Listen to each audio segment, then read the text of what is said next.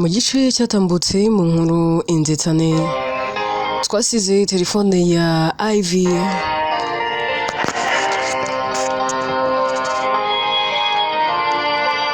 imaze kugira ikibazo, byose wari ubiri inyuma yari Priya.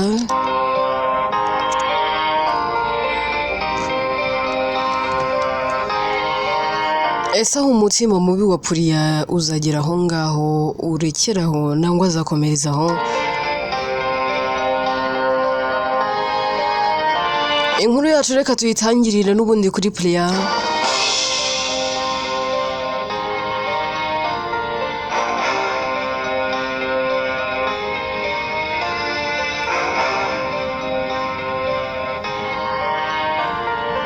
Priya rero aba yicaye atuje, tangira kwibaza utuntu twinshi mu mutima we.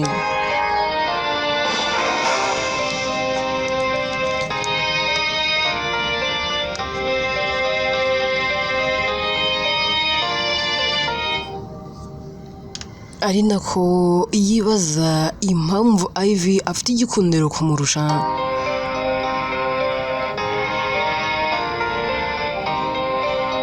Ariko bikamushobera.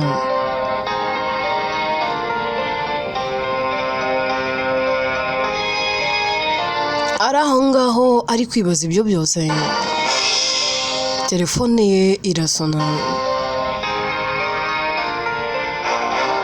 Mu kwitaba yumva n'ijwi ry'umusore. Ndakambwira ati muraho neza Priya. Priya nawe ati muraho, mumeze neza se? Priya ati yego turaho turashima rugaba, wowe se bite? Ndati nanjye ni sawa ndashima Imana nta kibazo. Ndati ariko ndumva tutabamenye. Ndati ntabwo mwatumenye byo. Njyewe Ayman ndi inshuti ya Ivy. So murumuna wawe niwe wampaye namba zawe, arambwira ngo nindamuka mubuze nzamukubaze murabana. Kwaba ariko kuri? Priya ati yego nibyo.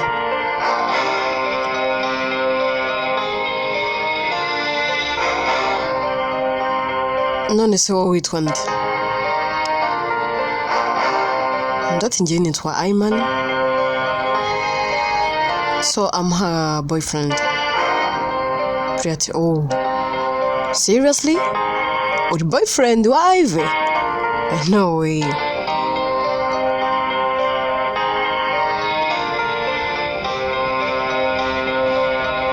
Ahubwo se wamumbonera ko namushakaga?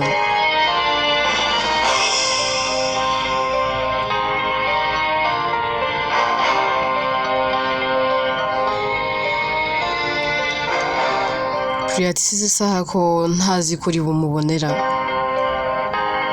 Ayman ati aya masaha bwije gutya se Ivy ntabwo yaba ari mu rugo? Priya ati aba mu rugo izi saha se yihora iki? Ntawe uhari. Ubwo nyine babona hari izindi plan yibereyemo. Ndati please niba hari wa mumu, kuko ibintu mushakira birihutirwa. Priya ati okay rindiraho gato yambanze ndebe niba hari ndahera ko nkubwira. Ahera akamukupa, tangira kwibaza ati Ayman boyfriend Ivy, how comes? Uyu mukobwa se asigaye afite n'umukundira ntazi.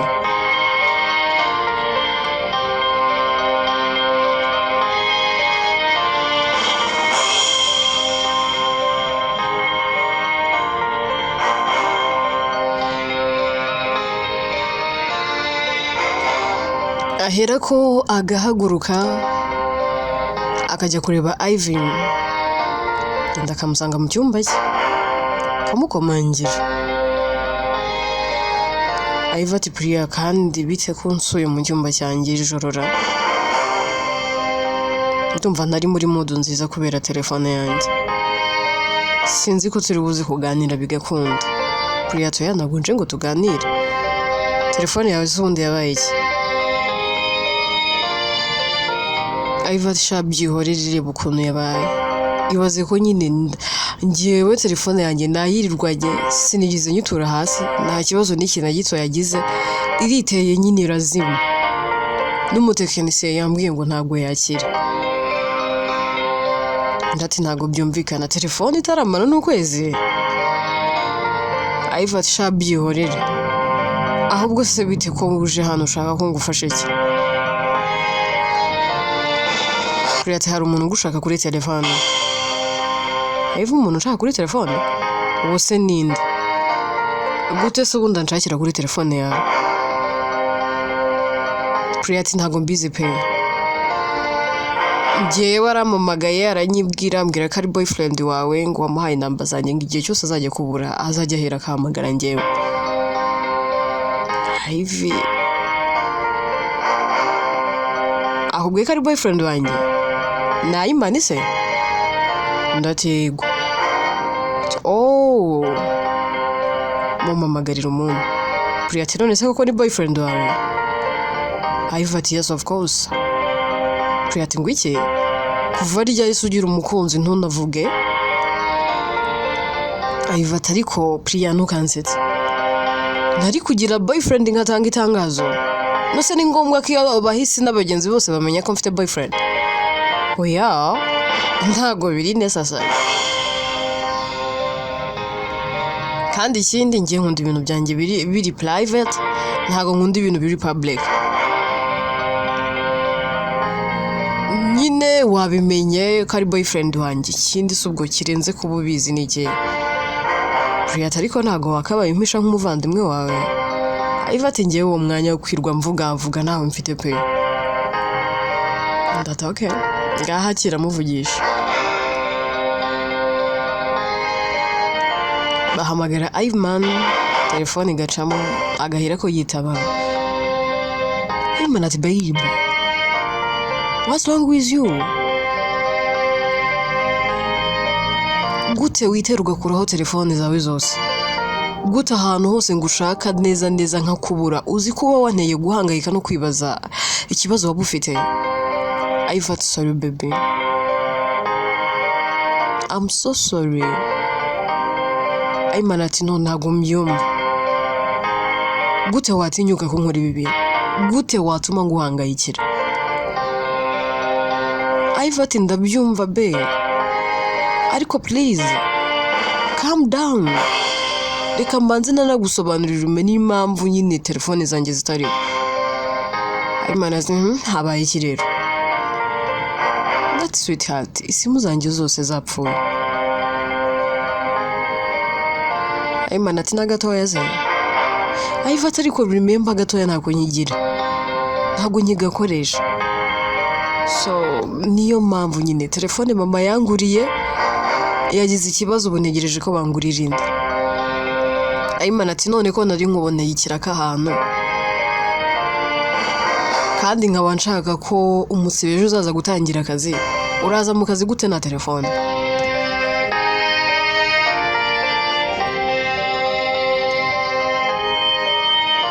Aiva ati kiraka cy'akazi se ntago ikiraka cy'ibindi bintu nazi. Aimana ati ariko se bebe urumva naza ahangaha kuguhamagara ndimo ndajokinga na ni ikiraka ku munsi uzajya uhembwa 20 kandi icyo kiraka kizamara ukwezi. So can you come? Oh nako are you able to come? Aiva ati rero bebe kano kanya nago nahera ko nkubwira ngo I'm able.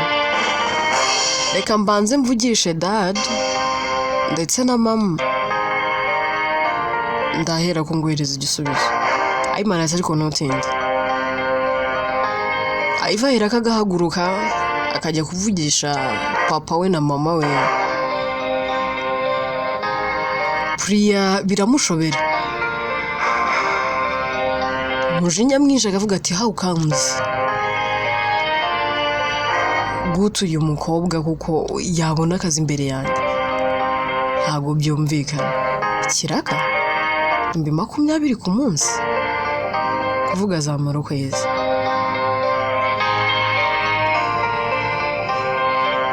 Ako nta n'impamvu yo kubitindaho si ikirakazi. Agenda wenda bansize na hano mu rugo nifitiye n'amahoro. Ivy aragenda we agatangira kuganira na daddy we ndetse na mama we. Akababaza ati se mwanyemerera nkajya gukora iki kiraka?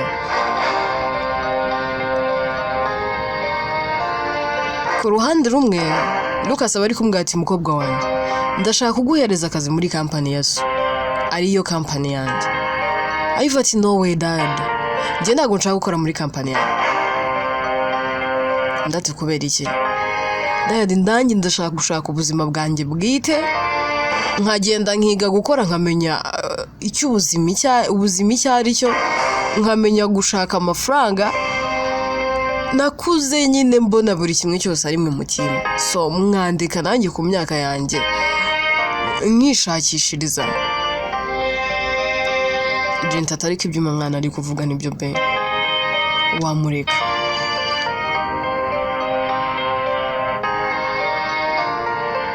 Lucas ati none icyo kirakuzagikora ubahe? Ivy ati nyine nzaba mba hafi yaho ikiraka kiri. Uzagenda ryari? Bambwiye ko ngomba kugenda ejo kandi ngatangira akazi ejo yaho. Lucas ati okay, genda witegure ibisabwa byose, ugenda ukore budget y'ibyo ukeneye, ibikoresho byose byo mu nzu, unashake n'inzu hafi aho ngaho, nkwishyurire nabura nk'umwaka se harya ubuzawumarayo. Ivy to yanikiraga cy'ukwezi kumwe ariko bishobora gukomeza babonye nkora neza akazi. Ako simbizi. Ndate ntacyo ubwo nzakwishyura nk'amezi 2 turebe. Ivy irakakishima akagenda agatangira kwitegura. Priya we aha bari gutekereza avuga ati nakifuje ko babyanga, ariko n'ubundi wanyu barakumvira ntibabyanga. Bucya mu gitondo Ivy akajya gushopinga ibintu byose bisabwa. Daddy we akamushakira imodoka akajya gutangira akazi.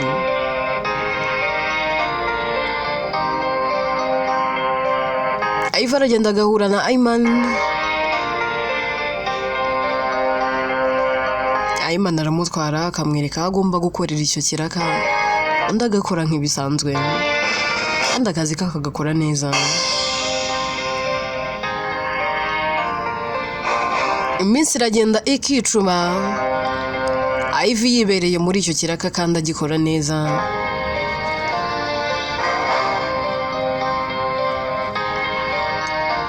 Ndetse ibintu bye byose biri ku murongo nta kibazo afite, ariko agakunda kuvugisha mama we na papa we cyane kubera ko bamufite igihunga n'igishika. Arakora akazi rwose kandi bikagenda neza, igihe cyose akaba ari mu kazi. Yava mu kazi aba ari kumwe na boyfriend we Ayman.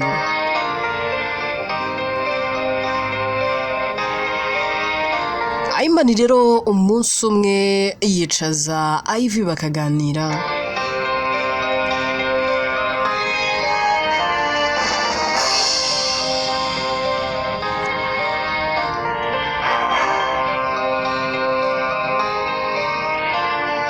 Kamubwira ati babe, ndati karame sweet, urabona njye nawe tumaze igihe kitari gito tuziranye kandi nanone ntago ari kinini. So urebye nyine ngewe nta kibazo cy'ubushobozi mfite, nta kibazo cy'amafaranga mfite, kandi urabizi ko ngukunda. Ivy ati yego ndabizi ko nkunda, ndabizi igihe cyose wamaze untegereje, ndabizi ko nakugerageje kenshi nkubwira nti ntago ndi tayari, ni na kenshi nagiye nkubwira ko ntahari, ariko nyine ngendeye ku kuntu nkunda, ukuntu wagiye unyitaho, yanaje gusanga nyine nta mpamvu yo kureka kugukunda. Naje no gusanga nta mpamvu mfite yo gutuma nyine ujya kure yanjye. So nahisemo kukubera girlfriend ndagukunda kuko nabonaga nawe nkunda ndavuga nti nabura reka nkwiteho nkuko nawe nyitaho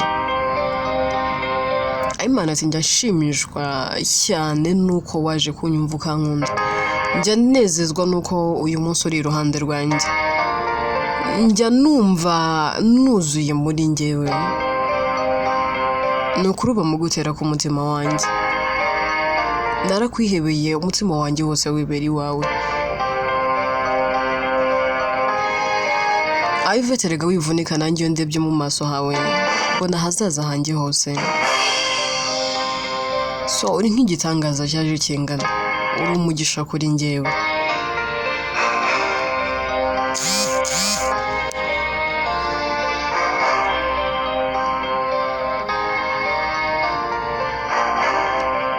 Imana ati yego ndabibona twembi turakundana ariko mfite icyifuzo ndatse urifuza iki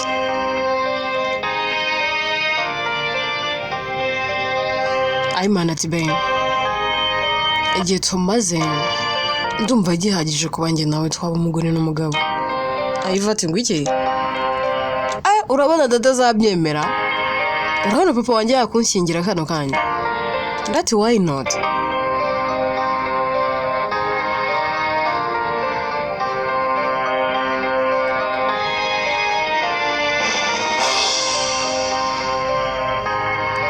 Yvette rega dadi wanjye ndamuzi Lucas uri hariya nkunda urukundo ntabona ukuntu ngusobanurira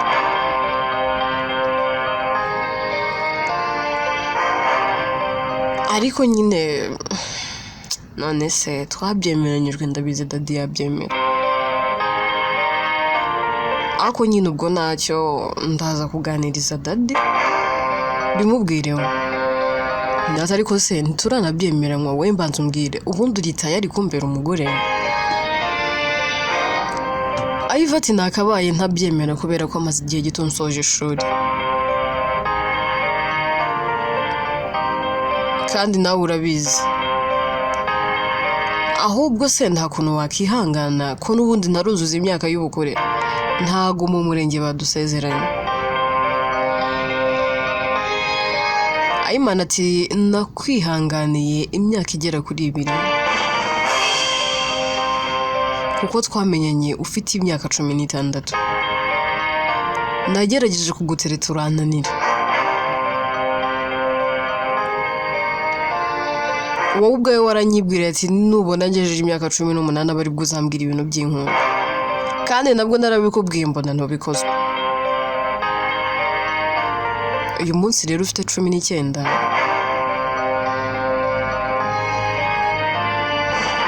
gutegereza imyaka 2 ntago byananira rega umwaka nubusa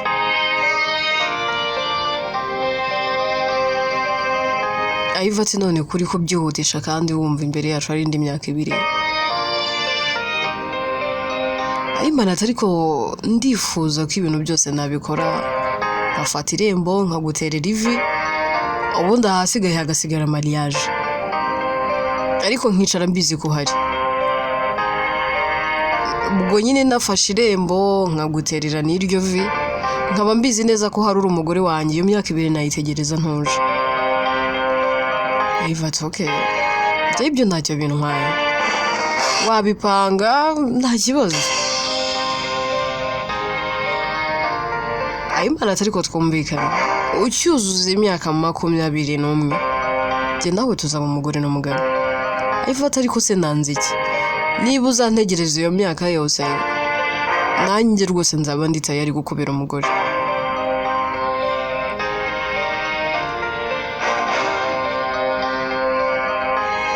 tuve kuri abangaba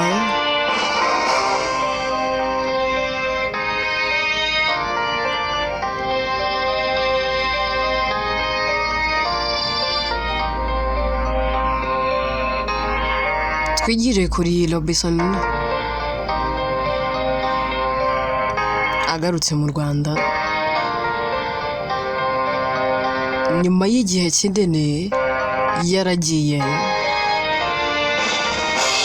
agera mu Rwanda agahamagara Jinta akitaba avuga ati ariko se umusaza wanjye yankuyeho amaboko mbimenye. Undi ati none kuki ari wowe mpereye umpamagara nkigera kuri airport. Jenta ati wahageze? Robinson ati Kimi ntago nakubeshya ndahari, ahubwo mbwira umukobwa wanjye Iva ameze ate?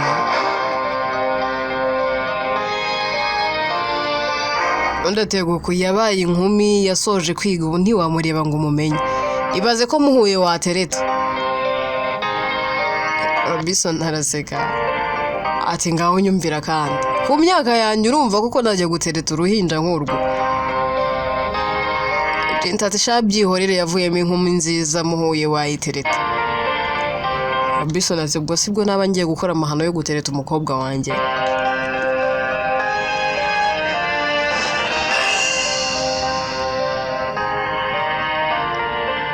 Jenta ati ariko ubundi wowe ubona utaduhombera, ubona wowe utatunaniye, reba nk'imyaka ufite, uzi ko ufite imyaka nk'iy'ikiyoni, ariko ubwo ikiyoni nicyo kigira imyaka myinshi ra. Mbuze ikintu nakubwira. Robinson ati ariko mu bintu binzanye muri iki gihugu n'ubukwe burimo.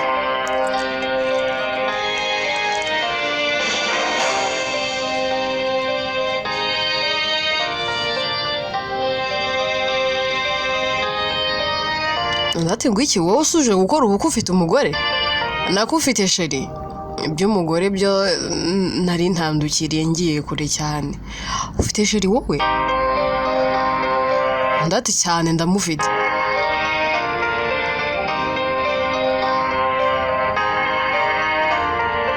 Jenta ati ntago mbyumva. Sheri se kandi wamubonye ryari? Ariko n'umuzungu ntago ari umunyarwanda. Kuko wenda ibyo bihugu by'amahanga byo bigenda babona baramubonyeyo. Nangwa se akaba wenda ari n'umunyafurika ariko wo mu bindi bihugu. Ntabwo yaba ari n'umunyarwandakazi wibera muri ibyo bihugu.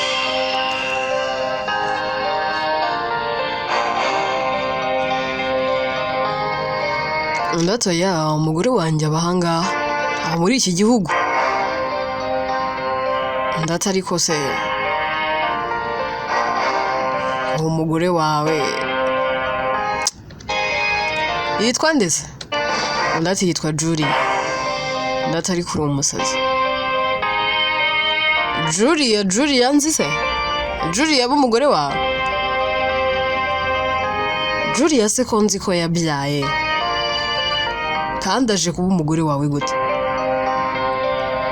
Afite umwana mukuru, umwana w'umuhungu mwiza cyane. Ndata ariko si yo witegereje neza nta nubwo uzi kureba ngo urebe amaraso yanyu, ntago uzi kureba ngo urebe umwana ubereye nyirasenge. Jenta ati Robinson ntumbwire, Julia yabyaranye nawe?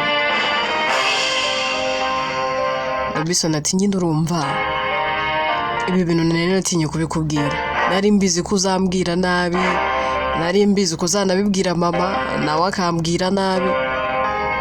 Mpitamo kubiceceka yewe na Julia ndamubwira nkazicecekera. Ndati ntago nabyizera kuko se uriya mwana wa Julia n'uwawe n'uwacu? Ndati of course. Ndati ntago mbyumva byagenze bite se? Ndati nyine urumva cyagiye wambwiraga ko Julia nkunda, nyine nagerageje kugenda mbigenzura gake gake. Umunsi umwe rero nanagiye kumureba iwe mu rugo, nyine turi bubiganireho ndi bunamubwire ko mukunda. Uwo munsi nabimubwiye twarabinywereye pe turasinda. Jenta ati we na Julia mwaranyweye inzoga buyoga se? Aseka aravuga ati ntago nabyizera, na Julia yanyweye inzoga? Ndati umwana w'abandi pe ntiyarazi kunywa inzoga, ninjye wamunywesheje inzoga. Naramubwiye ngo nasomeho gato kuko nyine n'ubundi atarazimenyereye arasinda. Nyuma yo gusinda rero nyine twakoze amahano pe. Uwo munsi nibwo Julia yasamye, nyuma y'amezi 2 yambwiye ko yasamye. Ariko nyine abimbwira yarumvaga ntacyo binambwiye, numvaga ndi natayari kumushaka. ariko mubwiye ngo reka dukore ubukwe Julia ahera karabyanga. Jintatsi ko kiyabyanze ndati impamvu nyine Julia yabyanze yarambwiye ati ntago nshaka kungira umugore kubera ko hari uwakubwiye ko ngukunda, nta nubwo nshaka kungira umugore kubera ko wanteye inda. Fata igihe cyawe ubanze ubitekerezeho urebe niba nkwiye kukubera umugore. Ayo magambo yarayambwiye ndabwira ati njye ntago mbyitayeho urantwitiye reka tubana. Julia yaransembeye arabyanga pe, aravuga ati ngomba kubanza kwiyumvamo ko mukunda akaba ari bwo njye nawe tubana. So I tried my best ariko Julia neza arangambaye ibamba. Mbonye byanze nta kindi kintu nakoze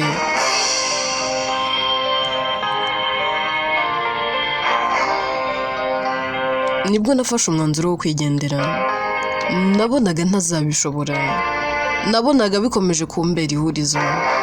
Numvaga mukunda kandi mushaka, mwumva mukeneye iruhande rwanjye. So ndavuga rero reka ngende njye kure ye ndebe koko niba koko mukunda.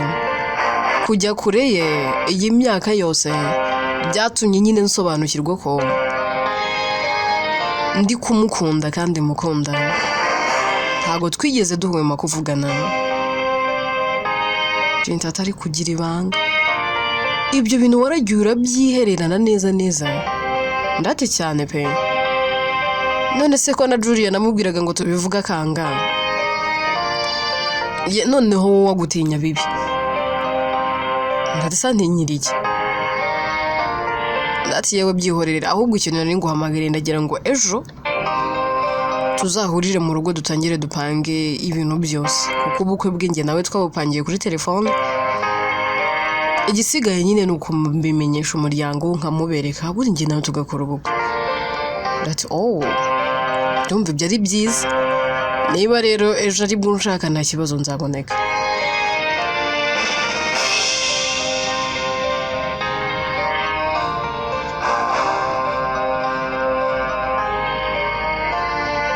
Tuve aho ngaho twigarukire kuri Ivy abari mu muhanda arimo ataha yerekeza iwabo mu rugo. Agera mu rugo akahasanga papa we aramuyambira. Ndati nari ngukumbuye umukobwa wanjye, ndati nanjye nari ngukumbuye dad. None se tata ko mbona urugo rurimo wenyine ra aha nta wundi muntu uhari? Ndati puri yarahari ariko ari mu cyumba araryamye. Ivy atararyamye?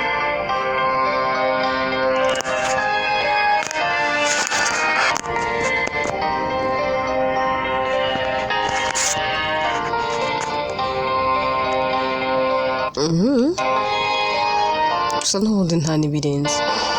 Mbese niba nta kindi kintu cyo gukora afite dadi ntarajya kure rero reka nicare hano mbwira icy'ingenzi igitumye nyine nje hano mu rugo igitaraganya.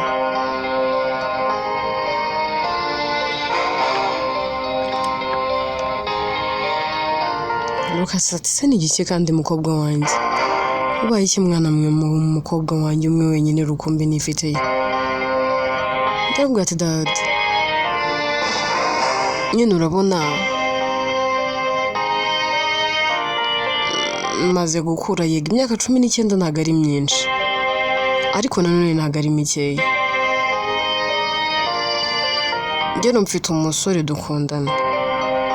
Lucas ati se watangiye gukundana? Ndati yego dadi. Mwese tatu urumva nakubeshya?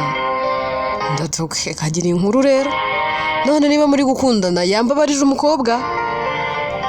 Mbwira uhita unambwira n'ahantu ahehereye njye kumubaza ukuntu ambabariza umukobwa. Atari ko se dede.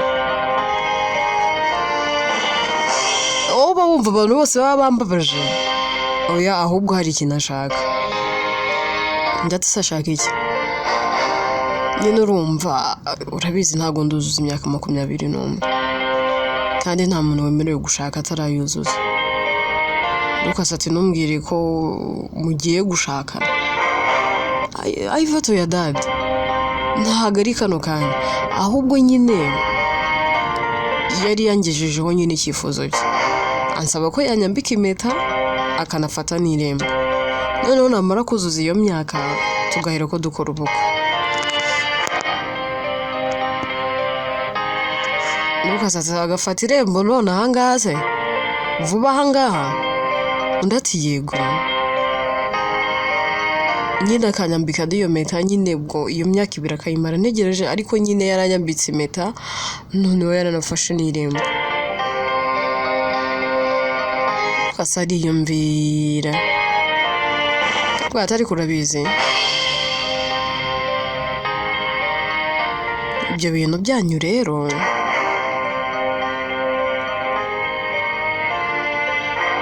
ako se kukiri mutoya mwana wanjye urirukanswa n'iki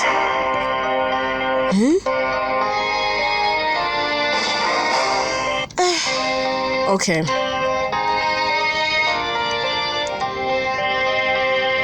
hamagara umusore mukundana aze hano niba byamushobokera ahari hose simpitayeho aze njyewe nawe tubonane Ati dadi ko mbona uhinduze ze undi ati wowe hamagara uwo musore mukundana hari ikindi nkubwiye inkuru yacu reka tuyisubikire ahangaha ese aho Lucas araza kwemerera Ivy gushingirwa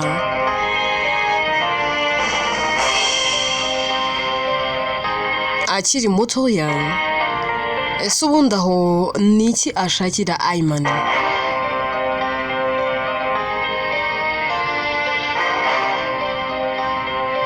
byose rero ni mu bice bizakurikira inkuru yitwa Inzitane njyewe nitwa Atete ni yandika kandi ni nanjye wibagezaho